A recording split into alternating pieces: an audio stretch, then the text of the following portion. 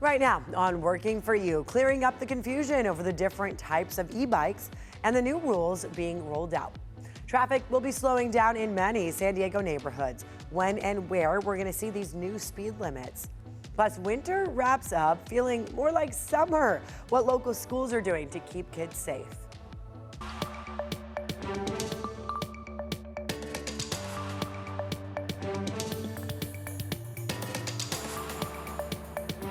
Hello, and thank you so much for joining us here. I'm Netta Irampour. Here at CBS 8, we are working for you. We listen to your concerns, investigate your questions, and we find solutions that matter in our community. So we are going to begin with the booming electric bike industry. You've seen them everywhere, right? We have brought you many e-bike stories in recent years, from the sharp rise in injuries to the local cities rolling out new rules for riders. Well, the term e-bikes covers a wide variety of models with different rules on the road. News 8's Brian White working for you to clear up some of this confusion. Yeah, not all e-bikes are the same. In fact, they're split into 3 different classes based on how the motor works and how fast they can go. E-bikes are popping up all over San Diego, especially with younger riders, but there's also confusion about what actually counts as an e-bike. E-bikes have gotten so popular, and there's a lot of misconceptions about what is an actual e-bike. Working for you, I checked in with the e-bike super shop in Escondido. Owner Bill Connard says in California, true e-bikes fall into 3 categories. A Class 1 e-bike can go up to 20 miles an hour. And it does not have a throttle. It only has pedal assist. A Class 2 can reach the same top speed, but it also has an added feature. A Class 2 e-bike, it has a throttle on it as well. And so the throttle will accelerate the bike up to 20 miles an hour. And the fastest option, of course, is a Class 3. When you pedal, and you get your pedal assist, it can go 28 miles an hour. Because of that higher speed, California law requires riders to be at least 16 years old to use a Class 3, and helmets are required. But Connard says many of the bikes people call e-bikes actually fall into a completely different category. If you see kids running around on the streets doing wheelies or going 50 miles an hour, generally they're going to be on an electric motorcycle. That's not an e-bike. E-bikes are also limited by law to 750 watts of power. That's about 1 horsepower. Electric motorcycles can have several times that amount and can reach speeds of 45 miles an hour or more. And this seated electric scooter without pedals is not considered an e-bike either. Connard says education is key. They need to know the rules of the road, what side to pass on, how to signal, where to stop, things like that. Kids should know the rules of the road. He recommends riders and parents take the California Highway Patrol's e-bike safety course to better understand the rules. Working for you, I'm Brian White, News 8. I just want people to be safe on those e-bikes. City Council just approved a plan to lower speed limits on about 20% of city streets. That's a lot, all in an effort to improve safety. Under this plan, the city will target safety corridors, which are streets with a high number of serious and fatal crashes. You will also see changes in busy pedestrian areas. Speed limits in those areas could drop by 5 miles per hour. In business districts, the limits could fall to 25 miles an hour. And for the first time, some school zones could drop as low as 15 miles an hour. Councilmember Stephen Whitburn says a change in state law made it possible to set speed limits based on safety. Can't think of a better use of money than to save somebody's life, and everybody seems to agree with the fact that reducing speed limits saves lives. So next year, and will cost $2.4 million. Winter here in San Diego wrapping up with an unusual mid-March heat wave. School districts around the county had to spring into action and make changes to keep their students safe. News 8's Shannon Handy working for you with what your family needs to know. Called 4 school districts that cover different parts of the county. All of them say they have protocols in place to ensure kids are safe from this heat. Temperatures this high in mid-March are unusual, but heat waves themselves aren't new for San Diego. Districts tell me they have plans ready to go. At the Chula Vista Elementary School District, whenever there is a heat advisory, we always send out protocols to our 50 school sites. I reached out to Chula Vista Elementary, San Diego Unified, San Marcos Unified, and Cajon Valley. All of them outline similar safety measures. In Chula Vista, outdoor activities during the hottest hours are limited. Recess and lunch may be moved to shaded areas or indoors. All campuses have air conditioning. We are recommending that outdoor activities take place indoor in the AC when possible, and for all students to stay hydrated. Cajon Valley, which spans from La Mesa to Alpine, says conditions vary by campus. That's why principals have the authority to implement rainy day schedules, keeping students inside during extreme weather. San Diego Unified and San Marcos Unified have similar protocols. Right around that 11 o'clock hour, it's starting to get warm outside. So if the principals or the administrators are seeing that they're feeling warm, they're going to bring those kids inside for indoor activities. So they've already pre-planned those as of Friday. Maurice Evans, San Marcos Unified's Director of Risk Management, told me they're tracking National Weather Service guidelines, which rate how dangerous conditions are. If it reached the danger zone, everybody has to come inside, and then various activities are canceled. Are we at the danger zone yet? We are not. Districts have also reminded parents to send kids in weather-appropriate clothing and with refillable water bottles. And while most California schools already have heat policies, the state hasn't required them until now. Under Senate Bill 1248, all public and charter schools must adopt enforceable extreme weather safety policies for outdoor activities by July 1st. Athletic programs have long had mandates, but there was no statewide standard for general education until this year. Working for you, Shanna Handy, News 8.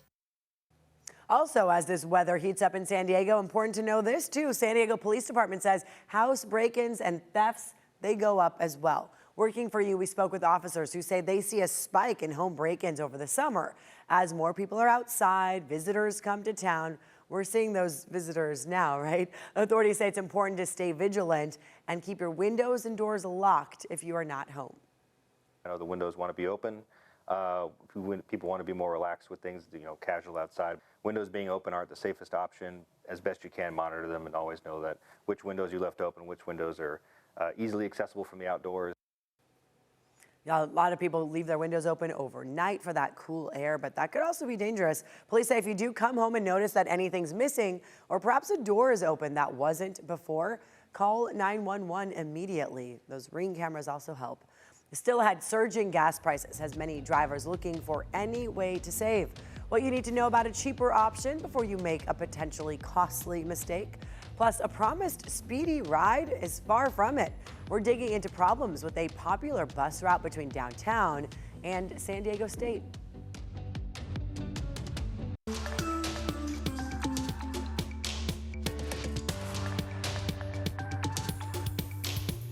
Welcome back. As you know, and I'm sure you've seen, gas prices in San Diego are climbing, driven by the war in Iran and the switch to more expensive summer blend fuel. As drivers look for ways to save money, many are noticing a cheaper option at the pump. It's this E85, this ethanol. What does that mean? Before you fill up, there's something you need to know about it. News 8's Brian White working for you to explain.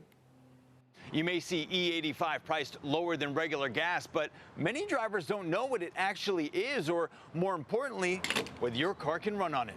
A gallon of regular is now well above $5, but at this E85 pump in Kearny Mesa, it's only $2.79. So what exactly is E85? E85 is simply fuel that is made up of up to 85% ethanol and 15% gasoline. It's renewable fuel derived most often from corn. I reached out to Patrick DeHaan, head of petroleum analysis for Gas Buddy. He says, unlike regular gasoline, which already contains about 10% ethanol, E85 has a much higher concentration. That's one reason it can cost less. Because A lot of it is 85% corn, and corn prices have been lower, and that's pulling prices down. There are also tax incentives for refiners and fuel providers to sell it, but the lower price comes with a trade-off. It is slightly lower BTU, that is slightly lower energy than what the traditional gallon of gasoline would be, so you'll likely notice a 20 to 25% negative impact on fuel efficiency.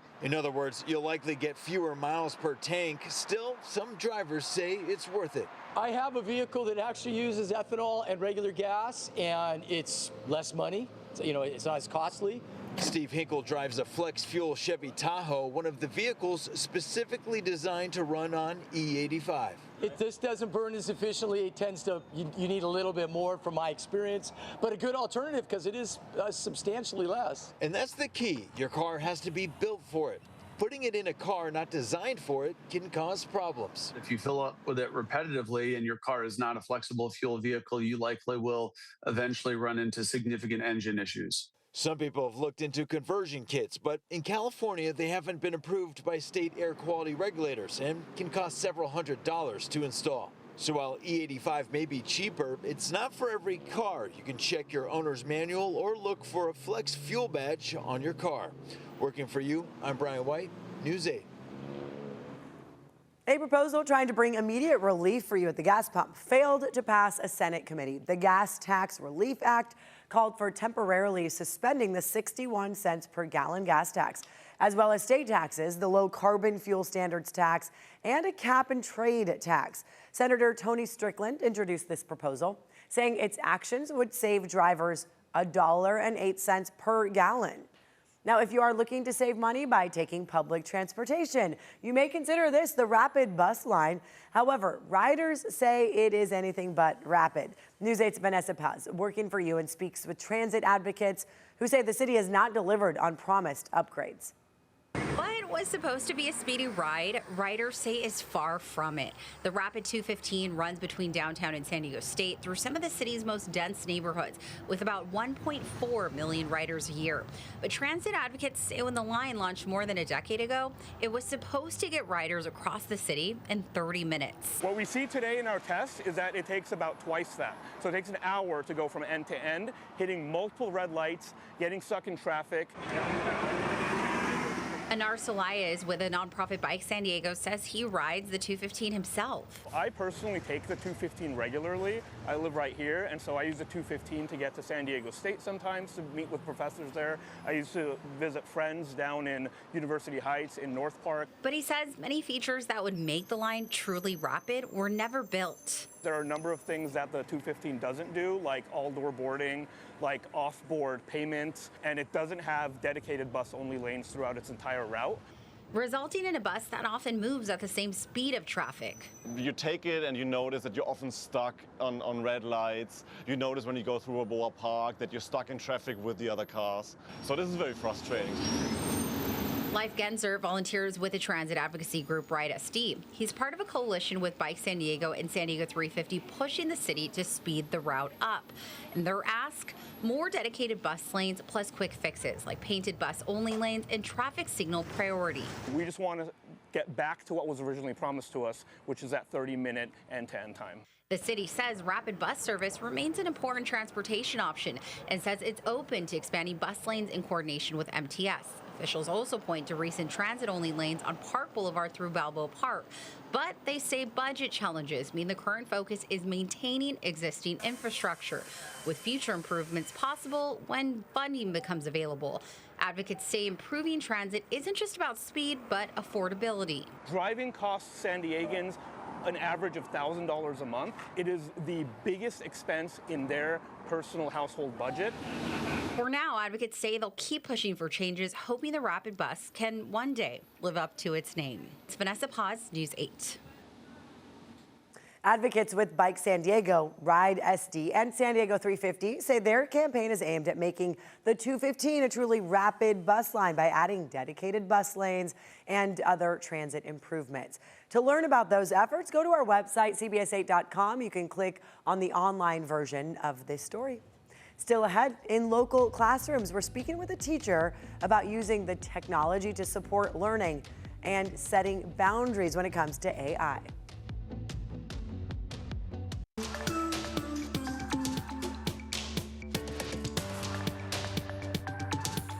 Welcome back. An effort to protect free parking at city beaches could soon go before voters. A city council committee has given initial approval to a proposed ballot measure that would lock free beach and bay parking into city code so that we couldn't be charged. That means only voters could change it in the future. Council member Raul Campillo proposed this measure following controversy over parking fees at Balboa Park. The proposal still needs a second committee vote before heading to the full council and potentially the November ballot. As artificial intelligence makes its way into classrooms, a new study is raising some concerns about how it could affect student learning. News 8's Alex Lai shows us how schools in San Diego are already navigating this technology. Well, AI tools are quickly becoming a regular part of the classroom, including here at San Diego schools. But a new global study warns that the risks for students currently outweigh the benefits, depending on how AI is used. AI can provide feedback and learning resources, but also write essays and solve math problems. A new study from the Brookings Institution Center for Universal Education is raising some concerns about how students use AI. Researchers reviewed hundreds of studies and spoke with students, parents, and teachers. They found that over-reliance on AI could put students' fundamental learning skills at risk. At the same time, the study says the technology can still be a useful learning tool if used the right way.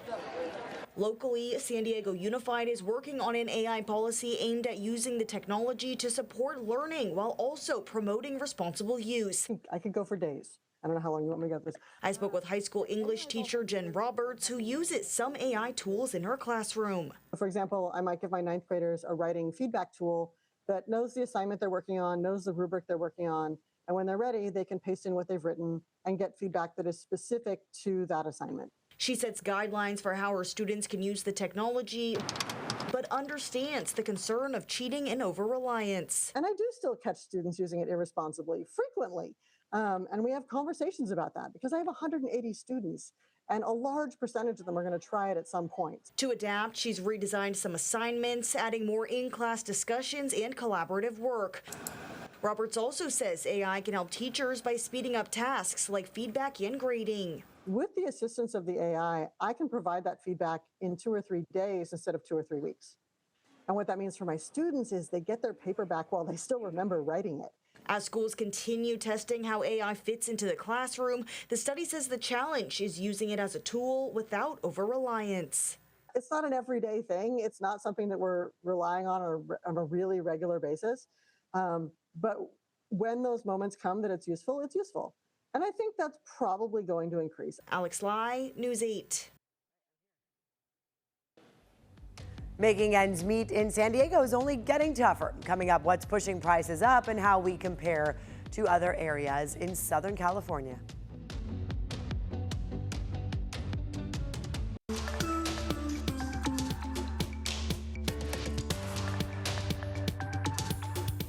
Welcome back. Californians frustrated with the high cost of home ownership have a history of looking east. New data from Realtor.com suggests they may be targeting a new part of the desert. Does this look familiar to you? It does to me. I lived there for 5 years. The website says 43% of the traffic it saw looking at home listings in Reno, Nevada that came from here, the Golden State. And that is the biggest number since record keeping started in 2019. So a lot more interest in prices for homes in Reno. The data represents listing views only, not the actual home sales. As we know, it is expensive to live in San Diego and across Southern California. A new survey from an online consumer financial website says San Diego has had one of the biggest cost of living increases over this last year. News 8's Alex Cheney, working for your wallet, and spoke to an economics professor about the reasons behind this surge in prices. I spoke to University of San Diego professor Alan Ginn today, who told me there are a couple of big things driving up the cost of living. First, the price of real estate. It's really expensive to live here in San Diego, and gas, which has gone way up over the past few weeks. The cost of food has just gone up. Ellen Wagner lives in San Diego. She says it's getting harder to make ends meet for herself and her animals. And I'm on EBT right now, and I'm noticing that prices are going up on everything. And she's not alone. A new survey by Smart Asset, an online consumer data website, says cities in Southern California have some of the highest cost of living increases in the country. Southern California is a desirable place to live, and that attracts people, and that drives up the cost of living, particularly housing. Alan Ginn teaches economics at USD. He says the ever-increasing price of housing is a big reason why the cost of living is going up so much. People want to live here, and that drives up housing prices. At the same time, we're limited by the amount of land we have. And so the supply of housing is tight, and that leads to high housing prices. The survey by Smart Asset ranked cities by the increase of change of the cost of living and found Orange County came in fourth at 7.3%, Los Angeles 43rd with 4.45%, and San Diego at 67th and 3.87%. It's not surprising. San Diego has traditionally been one of the most expensive places to live in the country. Jen also says surging gas prices have an indirect effect on the local economy. The estimate is that for every cent that the price of a gallon of gasoline goes up, that takes $1 million a month out of the local economy. Back out shopping, Ellen says she's changed her purchasing habits to only getting what she needs. I used to just buy stuff because, it's on sale, I'll use it sometime, but if I know I'm not going to use it within like a month, I'm not going to buy it anymore. And for more information on that survey, so you can see the other places where the cost of living is going way up year over year, you can go to our website, cbs8.com. I'm Alex Cheney, News 8. Yeah, a lot of people rearranging their priorities when it comes to their budget, what they're willing to spend money on. That is going to do it for us. Remember, if there's something you'd like us to look into, email us right here, working for you at cbs8.com. I'm Nada Iranpour. Thank you so much for joining us on News 8. Have a good one.